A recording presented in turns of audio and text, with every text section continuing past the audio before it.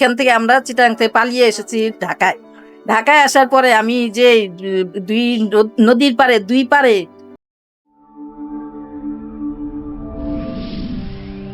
স্বাগত জানাই বইমেলা থেকে।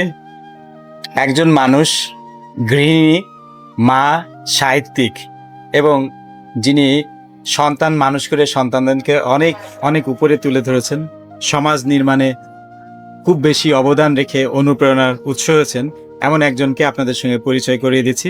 মাহফুজা আহমেদ, আপনাকে শুভেচ্ছা। Thank you.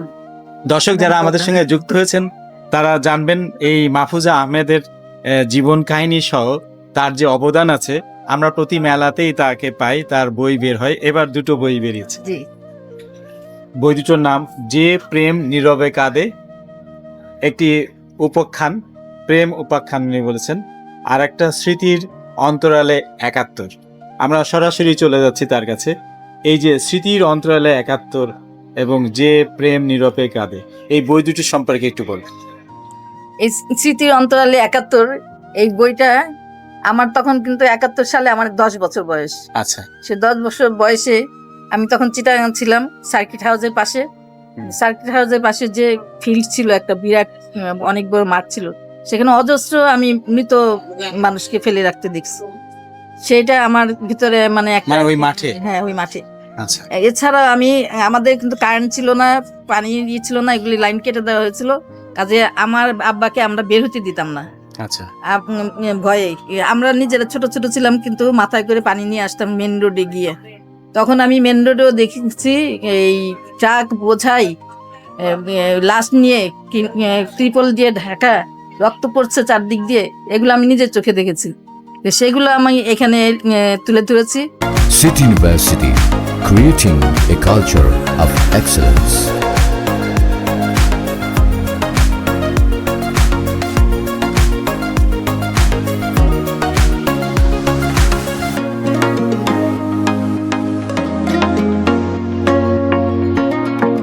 It is with pride and honor that City University marches forward for a better Bangladesh, for a better tomorrow, for an achievement of excellence.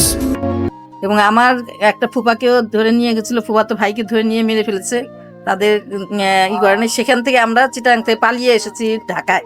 ঢাকায় আসার পরে আমি যে দুই নদীর পারে দুই পারে অজস্র মৃত বিভৎস দেখেছি লাশ, সেগুলো এখানে তুলে ধরেছি। তারপরে আমার দাদার বাড়িতে হলো জয়পাড়া, দোহারি। আচ্ছা, সেখানে আমার দাদার বাড়িতে এসে দেখি সেখানে মুক্তিযোদ্ধারা ক্যাম্প করেছে, এবং কারা কারা ছিল সেই ক্যাম্পে, কোন মুক্তিযোদ্ধারা, তাদের নাম আমি এখানে উল্লেখ করেছি। তার মানে আমরা যতটুকু জেনেছি মুক্তিযুদ্ধ সম্পর্কে জানি আপনি খোদ নিজের চোখে তিনি দেখেছেন, এবং আমি এই মাত্র যতটুকু শুনেছি ৭১ এই যে মুক্তিযুদ্ধের ভয়াবহতা, তা আমার এই অন্তরে সত্যি সত্যি গেঁথে গিয়েছে। আপনি নিজের চোখে যখন দেখেছেন, এই বইটির গুরুত্ব আমি মনে করি একটা ডকুমেন্টারি হিসেবে এই বইয়ের অনেক গুরুত্ব রয়েছে। এখন যে প্রেম নীরবে কাঁদে, এই বইটিতে কি আছে?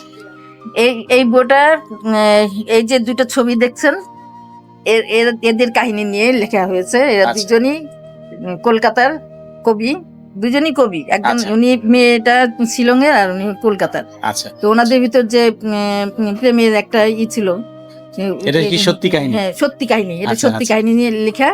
তো উনি আমাকে, মেয়েটা ক্যান্সারে মারা গেছে, মারা যাওয়াতে উনি আর কি একটু হয়ে গেছে, দুর্বল হয়ে গেছে। তখন আমাকে বলেছিল যে আপনি আমাকে নিয়ে এই একটা বই লেখেন, যেহেতু আপনি বই লেখেন, তা আমার কাহিনীটা যেন চিরজীবিত থাকে। হ্যাঁ, সেই হিসাবে আমি ওনার কিছু পড়ে পড়ে দেখলাম যে না, ওনার কাহিনীটা লেখা সম্ভব। তখন আমি পুরোটাই একটা কবিতা আকারে, কবিতা দিয়ে কাহিনী লিখেছি।